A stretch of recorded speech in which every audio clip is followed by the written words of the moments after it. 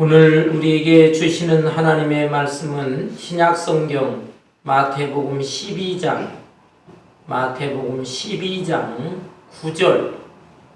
9절에서 21절까지의 말씀입니다. 신약성경 첫 번째 책이죠. 18페이지 마태복음 12장 9절에서 21절까지 제가 한 절, 여러분 한 절 교독합니다. 거기에서 떠나 그들의 회당에 들어가시니 사람들이 예수를 고발하려 하여 물어 이르되 안식일에 병 고치는 것이 옳으니까 예수께서 이르시되 너희 중에 어떤 사람이 양 한 마리가 있어 안식일에 구덩이에 빠졌으면 끌어내지 않겠느냐? 사람이 양보다 얼마나 더 귀하냐. 그러므로 안식일에 선을 행하는 것이 옳으니라 하시고 이에 그 사람에게 이르시되 손을 내밀라 하시니 그가 내밀매 다른 손과 같이 회복되어 성하더라. 바리새인들이 나아가서 어떻게 하여 예수를 죽일까 의논하거늘 예수께서 아시고 거기를 떠나가시니 많은 사람이 따르는지라. 예수께서 그들의 병을 다 고치시고 자기를 나타내지 말라 경고하셨으니 이는 선지자 이사야를 통하여 말씀하신 바 보라 내가 택한 내 마음에 기뻐하는 바 내가 사랑하는 자로다. 내가 내 영을 그에게 줄 터이니 그가 심판을 이방인에게 그는 다투지도 아니하며 들레지도 아니하리니 아무도 길에서 그 소리를 듣지 못하리라. 상한 갈대를 꺾지 아니하며 꺾여가는 신기를 끄지 아니하기를 심판하여 이길 때까지 하시리니 21절 다 같이 또한 이방인들이 그의 이름을 바라리라 함을 이루려 하심이니라. 아멘. 아멘. 미국의 유명한 소설가인 오 헨리라는 사람의 작품 중에 마지막 잎새 The Last Leaf라고 하는 소설이 있습니다. 그 내용을 보면 뉴욕 허름한 아파트에 화가들과 화가 지망생들이 모여 살고 있었습니다. 그런데 그 사람들 중에 화가 지망생으로 존 씨라고 하는 어린 소녀가 폐렴에 걸려서 사경을 헤매고 있었습니다. 그 소녀는 수시로 창문을 내다보면서 담벼락에 붙어있는 담쟁이 덩굴, 그 덩굴의 잎사귀들이 하나씩 둘씩 떨어지는데 그 잎사귀들이 다 떨어지게 되면 자기도 숨을 거두게 될 것이다. 이런 우울한 생각을 하고 있었습니다. 그런데 이 화가지망생 소녀의 마음을 알고 있었던 노인 화가가 있었습니다. 아래층에 살고 있는 배어머니라고 하는 노인 화가가 어느 날 비바람이 몰아치는데 밤중에 담벼락에다가 담쟁이 덩굴 잎사귀와 똑같은 잎사귀 하나를 그려 놓았습니다. 그 다음 날이었습니다. 비바람 폭풍 후에 다른 나무 잎사귀들은 다 떨어졌는데 그 담벼락에 그려놓은 나무 잎사귀 하나가 있는 것이죠. 이 소녀는 모든 잎사귀가 다 떨어졌나 보다 그렇게 예상을 하고 창문을 내다봤는데 이게 웬일입니까? 비바람 폭풍 속에서도 잎사귀 하나가 남아있는 것입니다. 그로 인해서 소망을 갖고 다시 삶의 의욕을 일으키면서 마침내 병이 낫게 되었습니다. 그런데 병이 나은 후 의사를 만났을 때 충격적인 소식을 들었습니다. 그 담벼락에 있는 남은 잎사귀는 그려놓은 잎사귀인데 바로 배어먼 노인 화가가 비바람 눈보라 속에서 그려놓은 것이다. 그리고 그날 너무 이렇게 비에 많이 젖고 또 추운 바람에 의해서 이 노인 화가가 급성폐렴에 걸려서 세상을 떠나게 되었다라는 소식이었습니다. 이 어린 소녀 또 소녀를 돌봐줬던 친구가 있는데 그들은 눈물을 흘리면서 참 이 노인 화가에 대해서 고마움을 느꼈습니다. 자기를 살리기 위해서 자기의 온몸을 던지고 또 희생한 이 노인 화가, 그리고 노인 화가는 평소에 내가 이 세상 떠나기 전에 참 걸작품 하나를 남기고 떠났으면 했는데 이 두 소녀는 그 담벼락에 그려져 있는 나뭇잎새, 그 마지막 잎새, 그것은 이 노인이 그려놓은 최고의 걸작품이다, 이렇게 평가를 했다고 하는 이야기입니다. 여러분, 이 마지막 잎새 내용을 대강 여러분들도 아실 텐데 이 소설 이야기를 통해서 우리는 여러 가지 면의 교훈을 얻을 수 있지만 특별히 죽어가는 소녀를 위해서, 소망을 주기 위해서 자신의 몸을 던지고 희생했다고 하는 이 노인의 따뜻한 마음, 그 마음이 얼마나 아름다운 것인가, 여기에 대해서 우리가 큰 감동을 받을 수 있을 것 같습니다. 여러분, 오늘 본문 말씀에 보면 참 예수님의 성품도 얼마나 따뜻하고 얼마나 아름다운 성품인지, 주님의 아름다운 성품의 모습이 잘 표현되어 있습니다. 본문 마지막 부분에 보면은 20절, 21절에 상한 갈대를 꺾지 아니하며 꺼져가는 심지를 끄지 아니하신다, 이런 표현이 나옵니다. 예수님의 성품은 상한 갈대도 꺾지 않으시고 꺼져가는 심지도 끄지 않으시고 잘 지켜주시고 돌보시는 그런 아름다운 성품을 가지신 분이다, 이런 뜻이에요. 여러분, 예수님께서 이 말씀을 하시게 된 것은 그 배경이 있습니다. 본문 9절부터 그 내용이 나와 있는데요. 9절에 보면은 거기에서 떠나 그들의 회당에 들어가시니 한쪽 손 마른 사람이 있는지라 사람들이 예수를 고발하려 하여 물어 이르되 안식일에 병 고치는 것이 옳으니까. 예수님께서 어느 날 한 회당에 들어가셨어요. 그런데 그곳에 사람들이 모여들었고 특별히 한쪽 손이 마른 사람이 그곳에 와 있었습니다. 그런데 이 사람이 왜 왔을까요? 이 사람들 중에는 특별히 바리새인들이 있는데 이들이 이 손 마른 병자를 예수님에게 데리고 나와서 고쳐달라고 이런 목적으로 나온 게 아닙니다.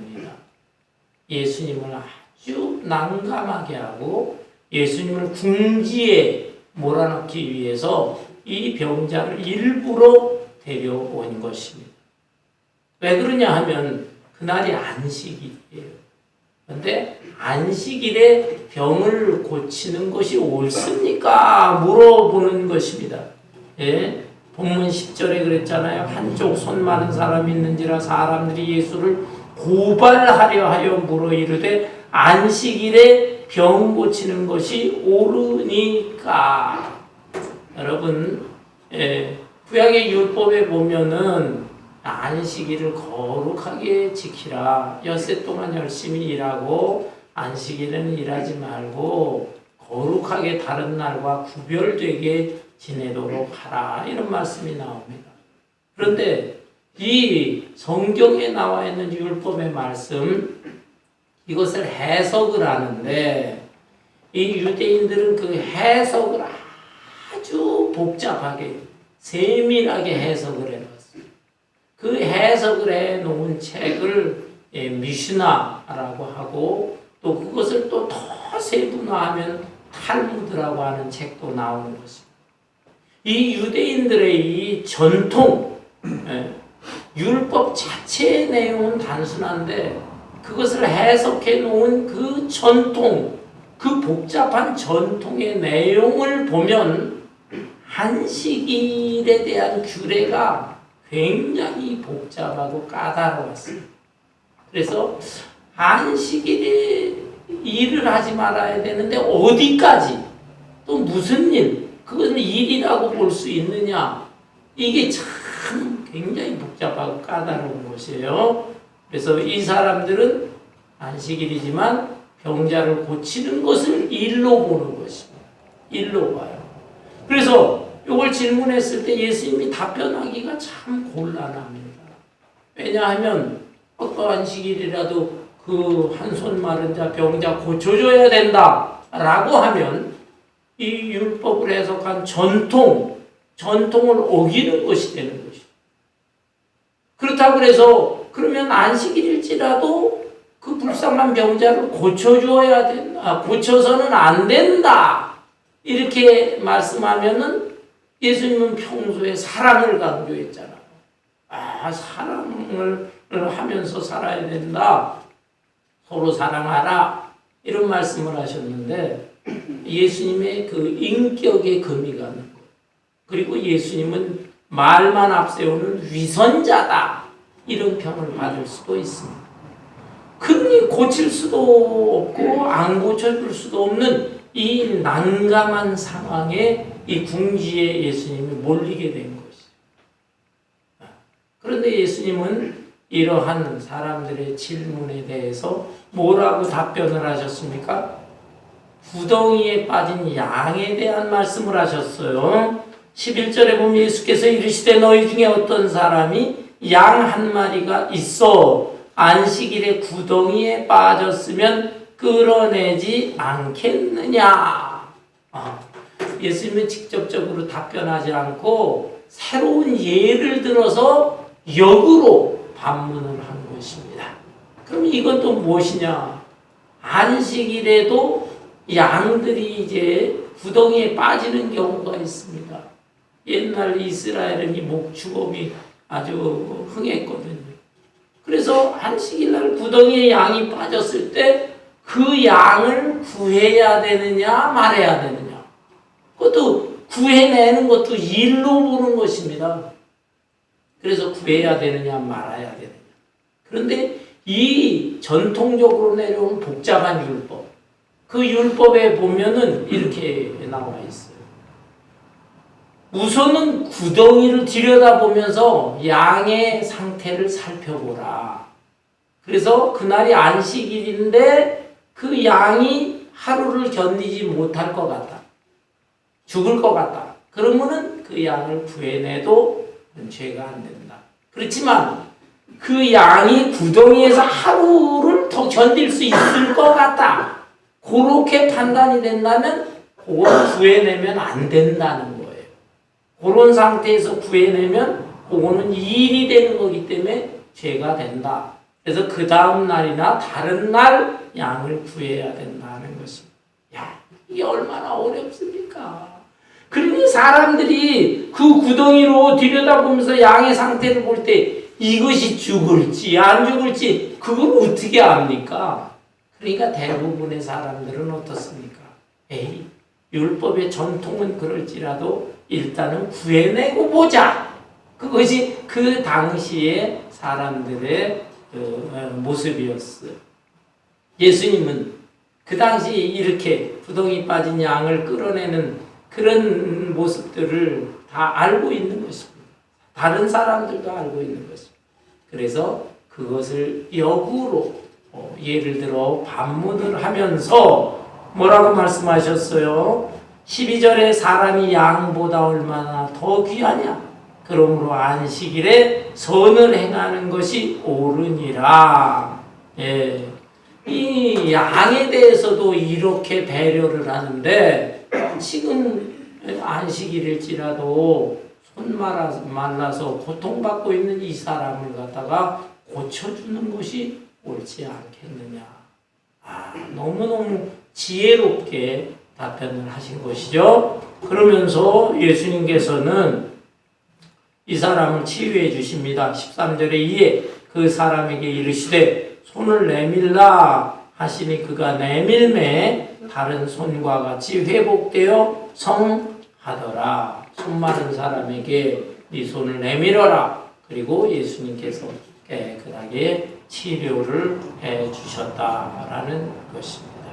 여러분, 예수님은 율법을 무시하는 분이 아니에요. 율법의 본뜻이 무엇이냐? 율법의 본뜻은 사랑이다. 사랑. 십계명을 비롯해서 수많은 율법이 있고 또 율법에 대한 해석들이 있지만 그 해석들을 잘못 해석하는 경우가 많다. 율법의 본뜻이라는 것은 첫째는 하나님을 사랑하는 것이다. 그래서 내 마음을 다하고 성품을 다하고 목숨을 다하여 주 너의 하나님을 사랑하라. 이것이 첫째 되는 계명입니다. 그 다음에 또 하나 모든 율법을 요약한다면 내 이웃을 내 몸처럼 사랑하라. 이것이 둘째 되는 계명입니다.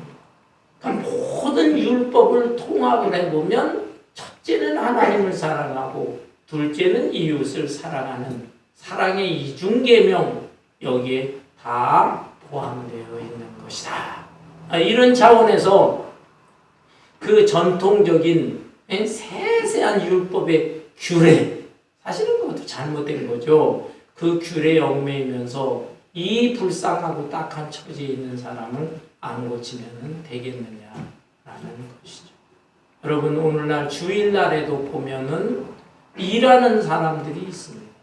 주일에는 좀 하루를 쉬고 안식하면서 하나님 앞에 예배드리고 또 어려움 당한 사람 신방을 한다든지 선한 일을 하는 것이 그것이 올바른 자세인 것입니다. 그렇지만 부득이한 경우가 있잖아요. 부득이한 경우. 예를 들어 병원에서 이머전시라든지 ICU 중환자실에서 일하는 의사나 간호사들, 그런 분들이 없으면 어떡합니까? 안식일이라도 갑자기 무슨 중병에 걸릴 수가 있고 불의의 사고를 당할 수도 있어요. 그런 사람이라면 안식일에도 가서 그 병원에 가서 생명을 구해야 되는 것입니다. 이런 면에서 우리가 안식일을 거룩하게 지키는 것이지만 그 본래의 본뜻이 사랑의 관계가 되어 있는 것이다. 이것을 깨달아야 되는 것이죠. 그렇다고 해서 안식일 날에 내가 장사도 하고 내 입속을 위해서 안식일을 어긴다 라고 한다면 그건 하나님께서 다 벌써 보고 계시는 것이거든요. 그래서 구약시대의 안식일은 토요일이지만은 신약시대의 진짜 안식일은 주일입니다. 왜? 예수님께서 죽음을 이기신 날이 주일이거든요.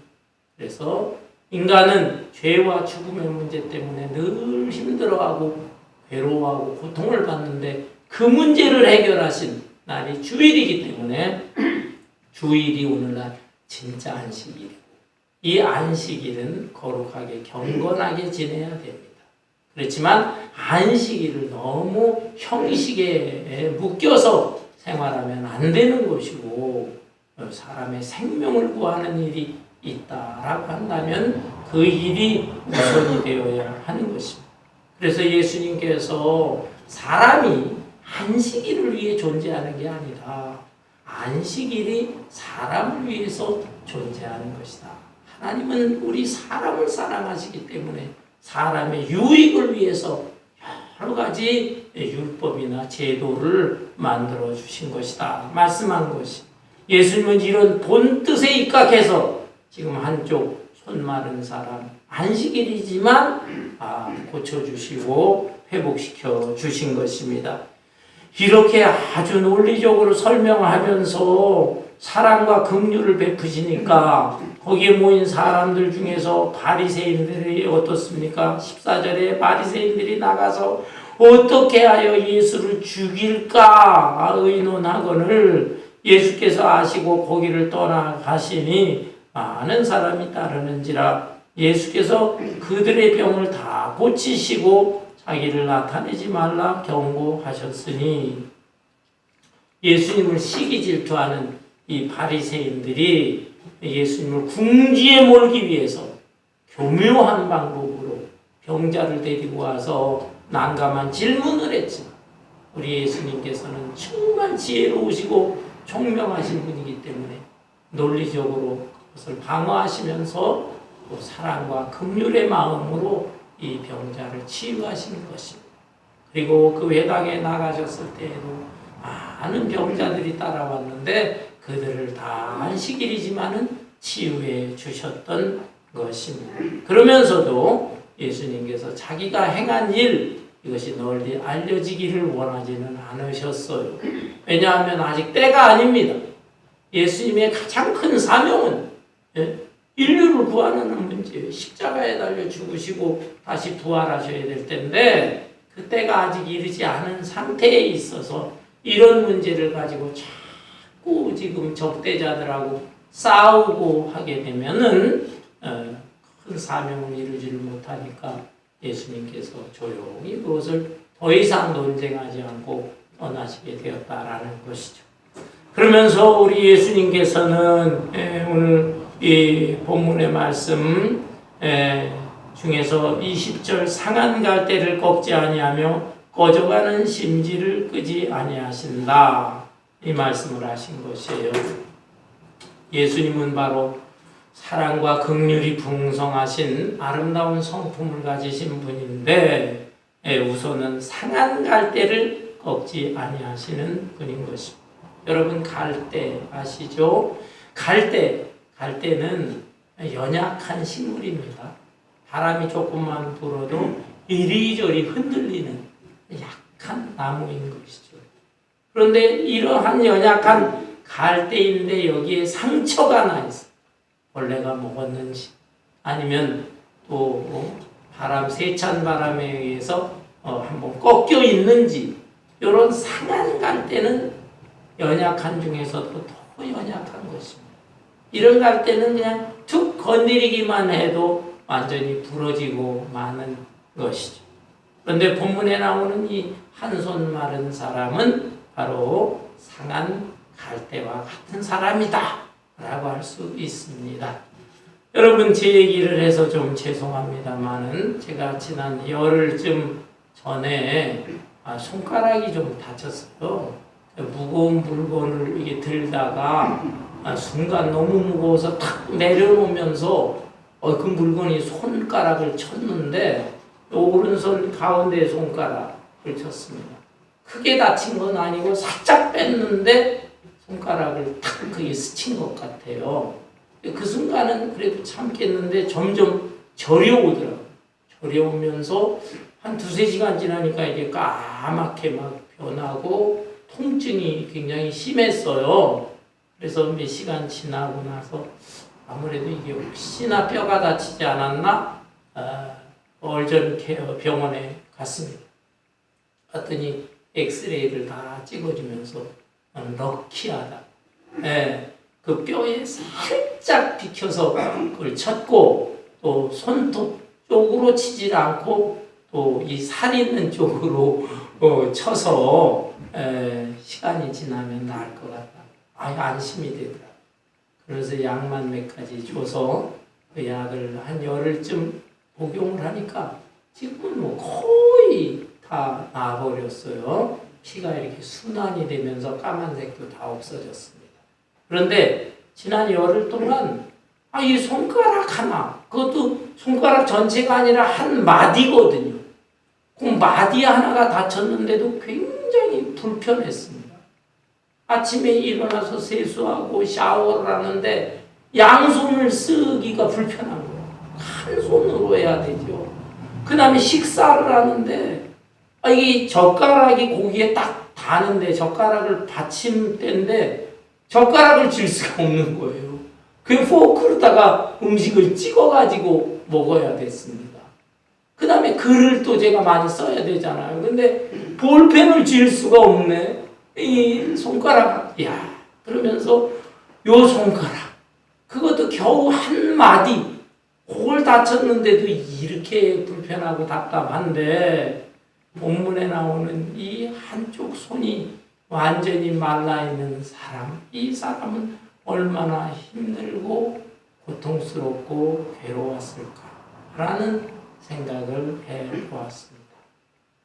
여러분, 이 본문에 나오는 이 한 손 마른 자, 상한 갈대와 같은 사람이고, 또 이 세상에는 이런 사람뿐만 아니라 신체적인 장애자들도 있고, 그 다음에 이 신체는 멀쩡하지만 그 속 마음이나 정신 상태가 병들어 있는 안타까운 상태에 있는 사람들도 많이 있는 것입니다.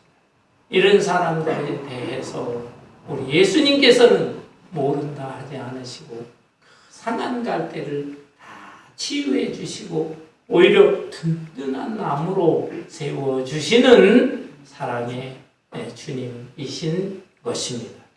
아울러서 우리 예수님은 어떤 성품의 소유자인가? 꺼져가는 심지를 끄지 아니하시는 분이다 하는 것입니다. 여러분, 꺼져가는 심지에 대해서 젊은 사람들은 잘 모를 거예요. 그러나 연세 드신 분들은 다 아시겠죠. 저도 어린 시절에 시골에서 자랄 때 오래는 아니었던 것 같아요. 몇 개월, 1년? 그만큼 전기가 없는 시절이 있었는데 그때 집에서 등잔불을 사용했어요. 아마 몇 개월 사용했던 것 같아요. 그러다가 금방 이제 그 동네에 전기가 다 들어오면서 편하게 생활할 수 있었는데, 이 등잔불 그 사용할 때 보면은 등잔에 이제 심지를 박잖아요. 그리고 거기에다가 이제 기름을 붓습니다. 저녁마다 그걸 하는 거예요. 그리고 이제 불을 붙이게 되면 심지가 등잔 기름을 이렇게 빨아들여서 불을 붙이면은 그게 환하게 밝아지고 어두운 방을 밝게 환하게 비춰주는 것입니다. 그러다가 이 등잔 불이 계속 탈 때 기름이 마르잖아요. 기름이 마르게 되면 이 심지의 불이 가물가물 약해져요. 약해지다가 기름을 그래도 계속 넣지 않으면 그 심지가 아예 타들어가면서 매캐한 연기가 그냥 방을 가득 채우게 되는 것입니다. 그래서 이런 상태가 되기 전에 미리 이제 기름을 넣어야 되는 것이죠. 여기에 꺼져가는 심지, 이것도 상한 갈대처럼 아주 연약한 모습을 표현하는 것이다 라고 할 수가 있습니다.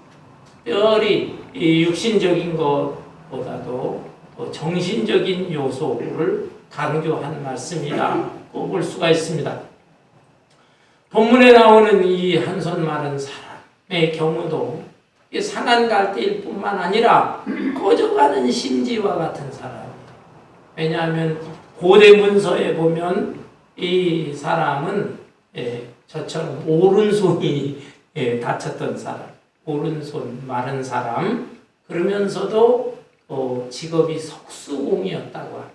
석수공, 돌을 깎아서 어떤 모양을 만드는 그런 일을 하는 사람이에요.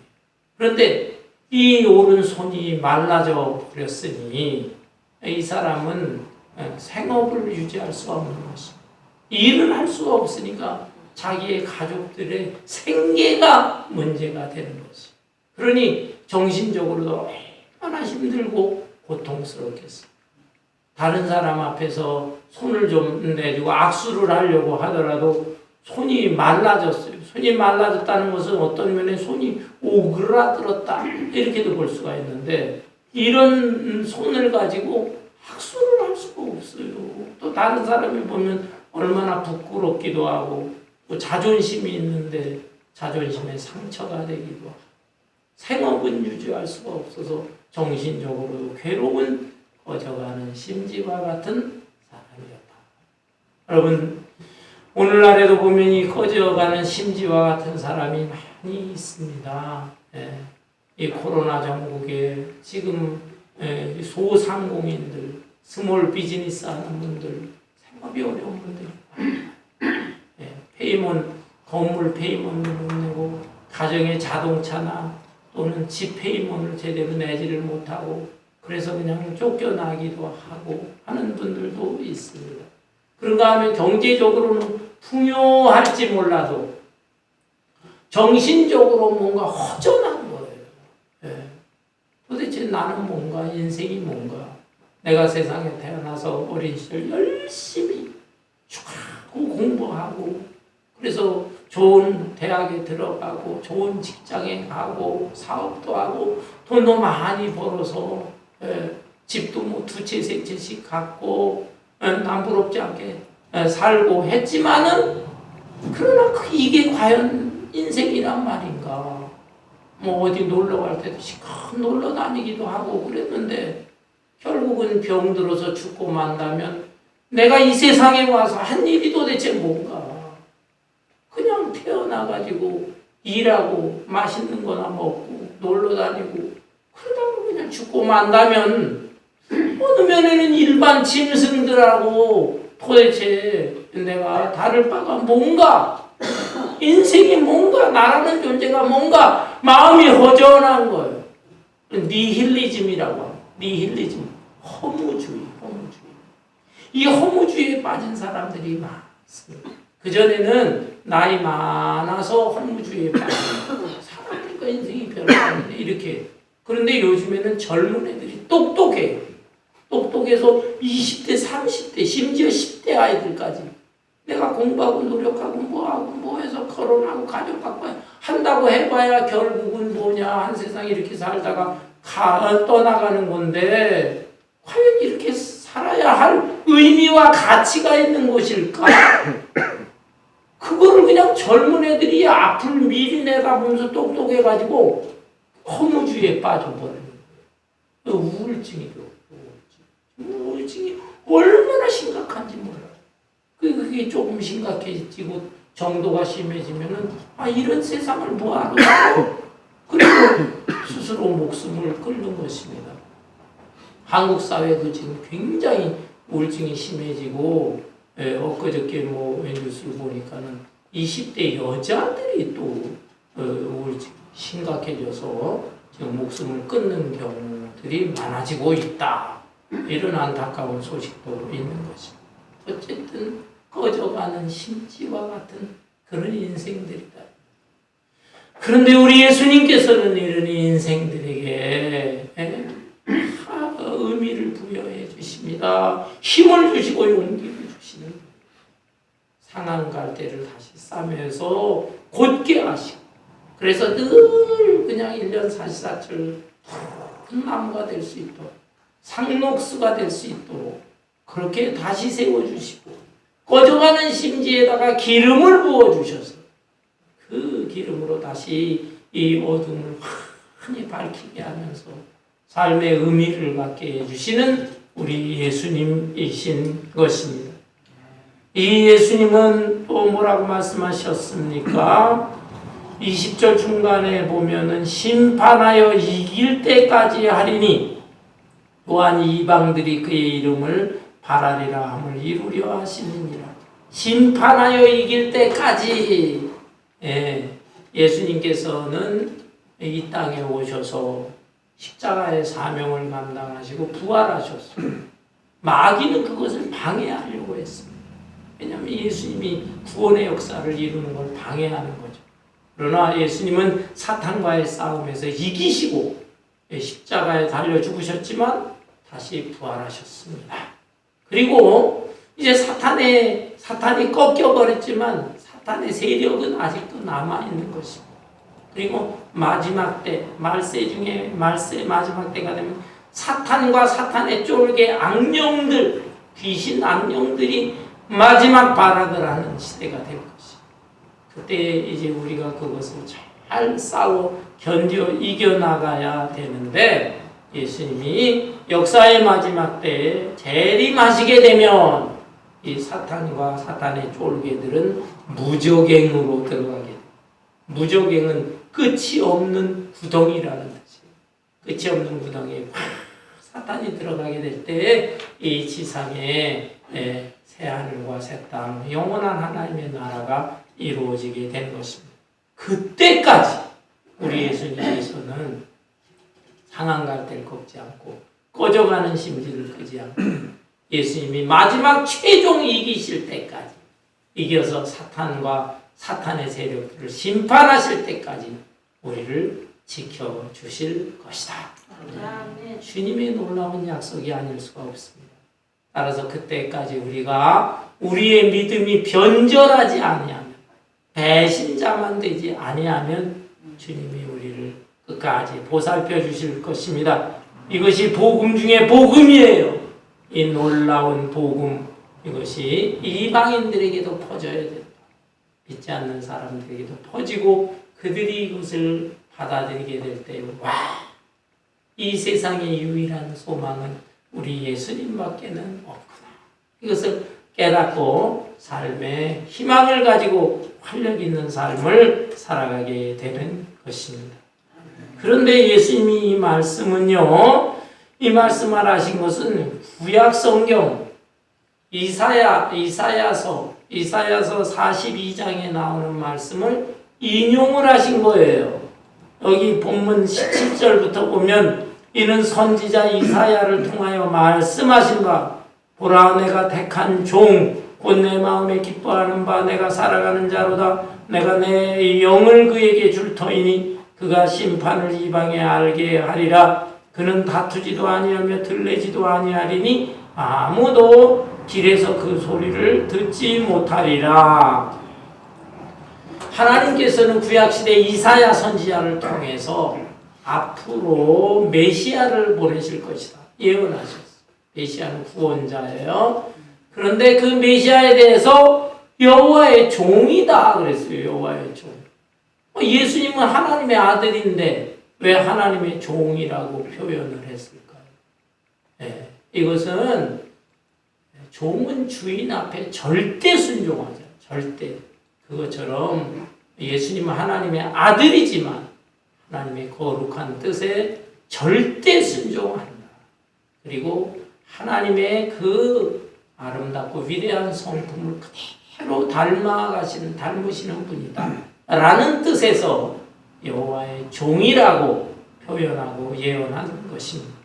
예수님은 하나님의 아들이지만 여호와의 종으로서 이 땅에 오셔서 하나님의 뜻을 잘 이루시고 또 하나님의 거룩한 성품, 사랑과 긍휼의 성품, 온유하신 그 성품, 그것을 그대로 본받았어요. 다른 사람들하고 다투지도 않고 들레지도 않는다는 것은 막 일을 하지 시끄럽게 막 요란하게 그렇게 일하시는 분도 아니다. 조용하지만 거룩하신 하나님의 사명을 잘 이루신 분이다 라는 뜻입니다. 여러분, 그 20세기의 미국의 여류 소설가 중에는 펄복이라고 하는 분이 있어요. 펄복, 노벨 문학상도 받은 분인데 이분이 1963년에 살아있는 갈대, 또 리빙 리드라고 하는 작품을 썼습니다. 그 살아있는 갈대라는 그 책의 내용은 바로 우리 한국민족을 배경으로 해서 쓴 거예요. 그래서 조선시대 말기로부터 해방이 되기 전까지 그 시대를 배경으로 해서 글을 쓴 것인데 왜 살아있는 갈대라고 했을까? 우리 한민족을 보니까 너무너무 연약한 민족이다. 불쌍하다. 여러 주변 나라들로부터 외침을 받고 특별히 일본의 침략을 받아서 36년 식민지 생활을 하고 이런 불쌍하고 가련한 민족이다. 그렇지만 연약한 갈대지만 살아있는 갈대다. 이 펄복 이분은 크리스찬이에요. 크리스찬 작가로서 하나님께서 우리 한민족에게 간섭하시고 돌봐주셔서 이 연약한 민족이지만 굉장히 생명력이 강한 그런 민족이다. 그거를 그를 통해서 표현한 것입니다. 아니나 다를까 1945년 해방이 됐죠. 해방된 이후에 또 6.25 동란이 있었죠. 그 전쟁의 화마 속에서 그거를 뚫고 넘어갔어요. 4.19, 5.16, 11.6 그 나라에 여러 정변들이 일어났어요. 그러나 그때 나라가 완전히 망하지 않고 그걸 또 극복해냈어요. 오늘날 전 세계의 200여 나라 중에서 지금 경제적인 규모로 보면 10위권입니다. 10위권. 어마어마한 역사를 이루었어요. 문화적으로도 보면 세계적으로 유명한 가수들이 등장합니다. BTS를 비롯해서 뭐 싸이니 이런 가수들, 그리고 체육 뭐 이런 면에서도 뭐 월드컵이 4년마다 한 번씩인데 10회 연속 40년 동안 연속으로 나가는 이런 나라가 지금 몇 개 없답니다. 야, 이런 나라가. 그다음에 영화제도 뭐 무슨 칸 영화제, 아카데미 영화 거기에서 최고상을 받고 이런 어마어마한 나라가 됐어요. 그리고 영적인 면에서도 선교사 불과 100년 전에 외국으로부터 선교사가 들어오고 선교사로부터 복음을 받았는데 이제 100년이 지나서 전 세계 선교사를 파송하는 나라가 되었습니다. 미국 다음으로 선교사 파송이 두 번째로 많은 나라가 한국이다. 이런 한국의 지난 주간에 제20대 대통령 윤석열 대통령이 취임을 했습니다.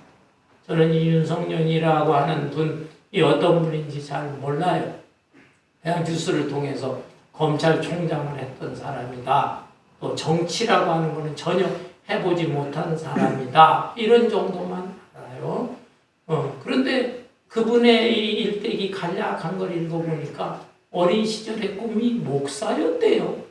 목사가 됐고 그러다가 또 어떻게 그렇게 법조계로 나가고 이랬다고 하는데 지금은 그분이 진짜 크리스찬인지 아닌지 그건 제가 알 수 없습니다. 그렇지만 하나님께서 섭리 가운데 나라의 지도자로 세웠으니 우리가 기도를 해야 될 것입니다. 우리 한국 사회에도 여러 지금 갈등과 분열이 있는데 이걸 잘 통합하고 또 이 남북 문제가 얼마나 심각합니까? 대통령 취임을 전후해서 지금 북한의 김정은이 미사일을 계속 쏴대고 있어요. 북한은 지금 코로나가 어마어마하게 번져나가고 있다는데 돈이 어디서 있는지 막 쏴대고 이러니 이런 문제를 지금 해결하는 거고 그 다음에 세계 다른 여러 나라와 국제관계, 이 외교관계를 해야 되는 거 이런 것들이 산적해 있습니다. 이분이 자칫하게 되면은 정말 그래서는 안 되지만 실패한 대통령이 되고 우리나라와 민족의 어려움을 초래할 수가 있는 것이죠. 이런 면에서 우리 한국은 여전히 갈대와 같다라고도 볼 수가 있어요. 그러나 갈대지만 우리 하나님, 우리 주님께 우리가 매달려 기도해야 될 것입니다. 살아있는 상처난 갈대를 싸매어 주시옵소서. 어떤 면에 꺼져가는 심지와 같은 우리 한민족 지금까지도 하나님이 지켜보해 주셨는데 하나님 다시 한번 충만한 성령의 기름을 부어주셔서 그 심지에서 타오르는 불길이 횃불같이 일어날 수 있게 하여 주옵소서. 그것이 우리의 기도가 되어야 할 것입니다. 바울로 우리가 미국에 와서 이민 생활을 하고 있는데 이민 역사도 100년이 넘었어요. 우리의 선조들이 얼마나 고생을 했어요. 하와이 사탕수수밭에 노동자로 와서 하루에 12시간, 14시간씩 일을 하면서 그 어려운 고난 중에서도 나라의 독립을 위해서 독립자금을 보내주고 여기에 이민교회를 세우면서 지금까지 왔습니다. 이제 우리 1세들이 또 저물어 가지만은 2세, 3세, 4세들이 앞으로 나오는 이 아이들을 잘 양육을 해서 정말 우리 한민족 그러면서도 크리스찬들이 이제 미국과 한국뿐만 아니라 전 세계 글로벌 시대에 하나님의 거룩한 뜻과 사명을 잘 이루어 나갈 수 있도록 기도하고 또 후원하고 힘써야 할 것입니다. 예수님을 가리켜서 여호와의 종으로 표현했어요. 이제 우리는 또 누굽니까? 예수님의 종이라고 하자. 예수님이 하나님의 거룩한 성품을 담고 사명을 감당했듯이 이제 우리가 여호와의 종이고 예수님의 종인데 예수님의 이 사랑과 긍휼, 온유와 겸손, 따뜻하고 아름다운 성품 이것을 잘 본받아서 우리 주변에 상처난 상한 갈대 같은 사람들, 꺼져가는 심지와 같은 사람들이 많습니다. 그들에게도 다가가서 싸매주고 일으켜주고 또 그들에게 복음을 전해서 그들에게도 삶의 의미를 갖고 생의 소망을 가질 수 있도록 힘쓸 수 있는 저와 여러분 되시기를 주님의 이름으로 축원합니다.